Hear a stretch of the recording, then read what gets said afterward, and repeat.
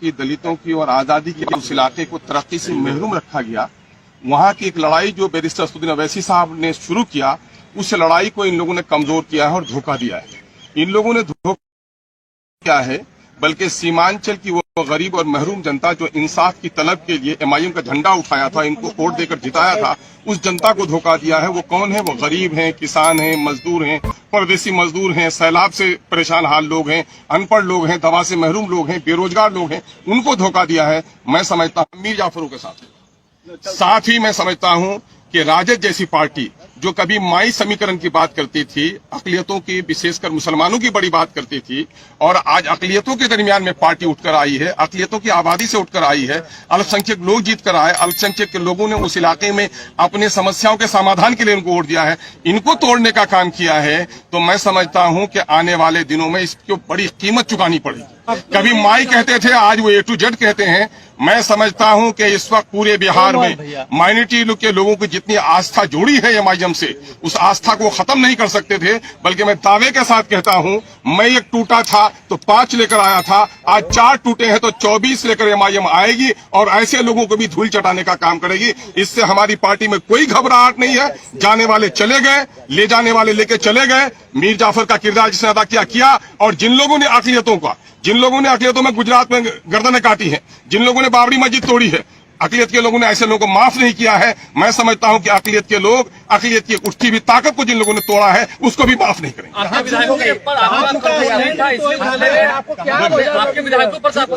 नहीं, मेरे कंट्रोल का मामला ये है, ये पुलिसिया मामला नहीं होता है, कंट्रोल है। उनको इतनी आजादी मिलनी चाहिए, सोच समझ की आजादी मिलनी चाहिए। जो भी बंधन यहाँ पर होता है नैतिक बंधन होता है, और नैतिक बंधनों को तोड़ने वाले वो मैं समझता हूं कि सबसे बड़े पार्टी होते हैं। आप स्टैंड नहीं ले रहे थे, इस वजह से वो भागे। आप किस चीज का स्टैंड नहीं लिया? हमेशा अकलियतों का स्टैंड ले लिया, दलितों का स्टैंड ले लिया। और मैं समझता हूं कि पिछले इजलास जितने सेशन हुए गवाह होगा कि अकलियतों और पिछलों के जितने मुद्दों को और सीमांचल के जितने मुद्दों को एमआईएम ने मजबूती से उठाया है, और तमाम तर विधायकों को जो हिस्सेदार बनाया है, तमाम तर विधायकों को जो बोलने का मौका दिया है, जो परामर्श किया है। दूसरी पार्टियों में गए हैं, हम लोग रहे भी हैं, दूसरी पार्टियों में हैसियत है तलवा चाटने की। एमआईएम है जो मान सम्मान की बात करती है। अगर कुछ लोगों को ऐसा ही मामला है, सीमांचल का विकास क्यों नहीं हुआ? सीमांचल से इसी नेचर के लोग जीत कर आए जो पार्टी का तलवा चाटते रहे और सीमांचल के मुद्दे की लड़ाई नहीं लड़े। एमआईएम ईमानदारी के साथ सीमांचल की लड़ाई लड़ती है, और अख्तरुज्जमान खड़ा है। मैं दावा करता हूं आपको, अरे मुझे किसकी हिम्मत है, मुझे किसकी हिम्मत है? मैं समझता हूं ऐसी कोई राजनीतिक दल ने जन्म नहीं लिया है जो अख्तरुज्जमान के ईमान का खरीदारी करता है।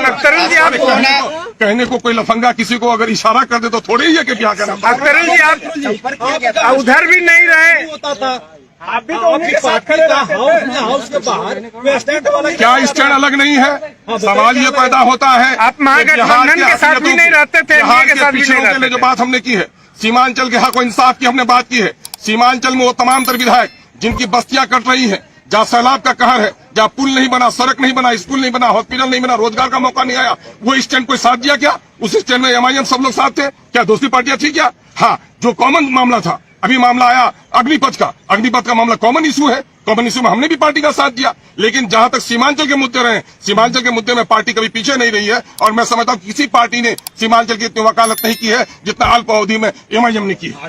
अंदेशा नहीं था, बड़ी पार्टी बन गई, आपको क्या लगता है बिहार में कुछ होने वाला है? अब भाई, ये मुंगेरी लाल के सपने हैं। मैं समझता हूं कि विचारों की लड़ाई लड़ने वाले अवसरवाद की राजनीति नहीं लड़नी चाहिए। अब ये उम्मीद पालते हैं, उनसे पूछिए। लेकिन मैं जनता की लड़ाई लड़ता हूं, सड़क से सदन तक। सड़क में हमारी लड़ाई और मजबूत होगी। सदन में भले ही हमारी संख्या घटी है, हम सदन की संख्या घटने से नहीं घबरा रहे हैं। मैं समझता हूं कि बिहार की जनता इस हादसे से और रिएक्शन के साथ। आपको महागठबंधन के फोल्डर में रहना चाहिए था, ये महसूस हो रहा जी? महागठबंधन के फोल्डर, मुझे किसी के फोल्डर की जरूरत नहीं है। मैं मंत्रालय का ख्वाब भी नहीं देखता, और मैं कोई अपनी जाति फायदे के लिए राजनीति भी नहीं करता। मैं तो सीमांचल की लड़ाई लड़ने आया हूं। बिहार के दबे कुचले अकलियतों की, पिछड़ों की, शोषितों की, वंचितों की आवाज बनकर आया हूं। मुझे खुशी और प्रशंसा इसी में है कि मैं उनकी आवाज बन सकूं। मंत्रालय की भी ऑफर थे मुझको, तो ऐसी चीजों को पांव के ठोकर में रखता है अख्तरुज्जमान, और एमआईएम भी रखती है।